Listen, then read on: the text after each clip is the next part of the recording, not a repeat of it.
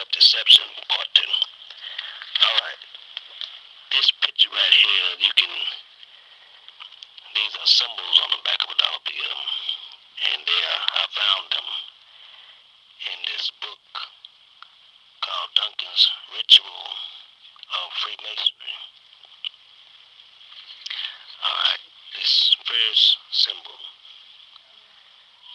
is the fifth degree, past master's jewel. Okay, in the middle you have the one plum, and over here you have the keystone. The keystone is the fourth degree, keystone of a Mark Master Mason. And these symbols are also located on the back of a $1 bill. If you look it up closely, you see the past master jewel of the fifth degree. And over here you see the mark of a Mark Master Mason, the keystone of the fourth degree. Alright. The next picture. These are the symbols located on the back of a $1 bill. You have here the double cubic stone, showing the past master jewel of the fifth degree, and the mark of a Mark Master Mason, the keystone of the fourth degree, to the right hand side. Okay, going along here. I think I had this picture in my other video, but I left out a few things. Right there, the iris. This right here in this portion is the iris of Osiris. Right here you can see a lens. There's a lens right there. This is the past master jewel, and the keystone locked in place. Okay. Right here is a picture of the hand. Okay. Let's go to scripture while we look at that. Let's go to Genesis, the 4th chapter. Looking at the 9th verse. And the Lord said unto Cain, where is Abel thy brother? And he said, I know not. Am I my brother's keeper? And this was after Cain killed his brother Abel.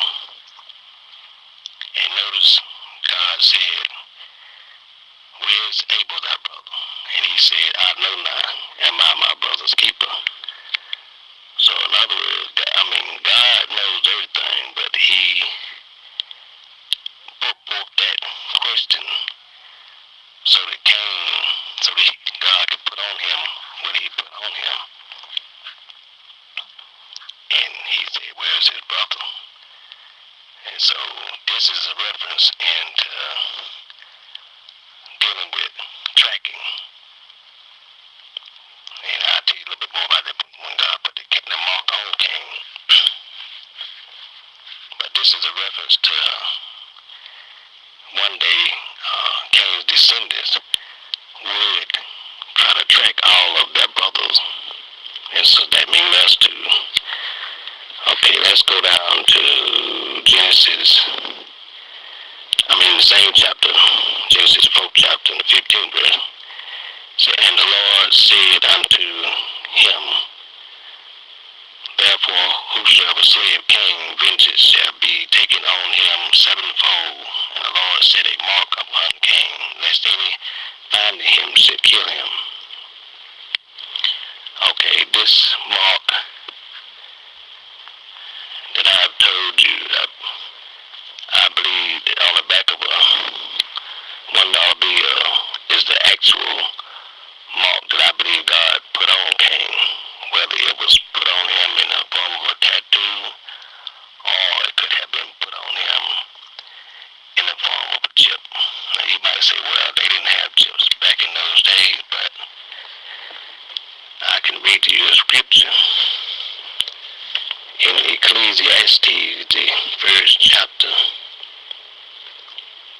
look at the 10th verse. It said, is there anything whereof it may be said, see, this is new. It hath been already of old time, which was before us. That is Ecclesiastes, the first chapter, and the 10th verse. All right. Let's go to the next. Now let's go back to this hand here.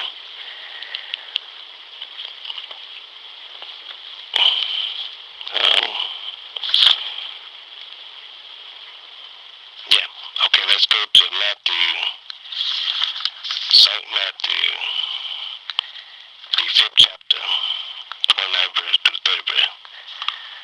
And this is Christ saying, he said, and if thy right eye offend thee, pluck it out and cast it from thee, for it is profitable for thee that one of thy members should perish, and not that thy whole body be cast into hell.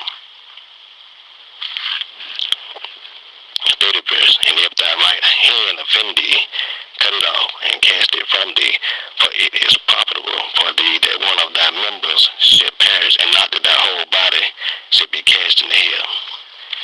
Okay, right here, Christ is talking about the right eye and the right hand in particular. And he is saying that if your right eye offend you, pluck it out, and if your right hand offend you, cut it off. So I think this is a reference to the mark of the beast. The biochip implant that would be placed in the right hand and sketched at the back of the right eye, which is the forehead. So there you have the mark of the beast in the right hand and in the forehead, which in the forehead it was going to be the right eye, using retina scan. When you go up to a bank, you'll be able to look at that and scan your eye. That'll be the mark in the forehead. The mark in the right hand will be the chip inserted in the right hand. Okay, here goes another scripture I want to go to. Zechariah, the 11th chapter, and the 17th verse. Okay, this is the Lord talking. Woe to the idle shepherd that leaveth the flock. The sword shall be upon his arm and upon his right eye. His arm shall be clean dried up, and his right eye shall be early darkened. I believe that this idle shepherd is talking about, the God is talking about, is the Antichrist. Because if he is causing everybody to put this mark in their right eye and in their right hand, he have to have it himself also. He have to have the mark, because he is the one that is going to cause this mark to be put on the people. Okay, let me go back to a scripture, Revelation 13th chapter, and 16th verse to the 17th verse. And he causeth all, both small and great, rich and poor, free and bound, to receive a mark in their right hand or in their forehead, and that no man might buy or sell, save he that had the mark, or the name of the beast, or the number of his name.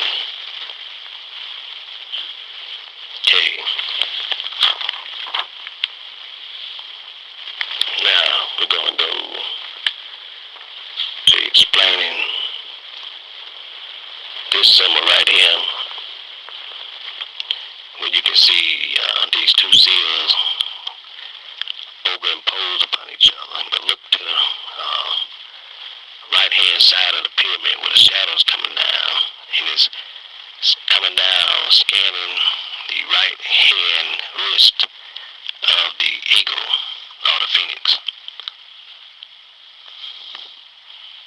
Okay, in this photo here, it said, they have not compassed us in our steps. They have set their eyes bowing down to the earth. That's found in Psalm 17 and 11. Okay, now this photo right here is an obelisk, which I believe the pyramid is a great big antenna. And this obelisk is like cell phone towers that they will be using to broadcast signals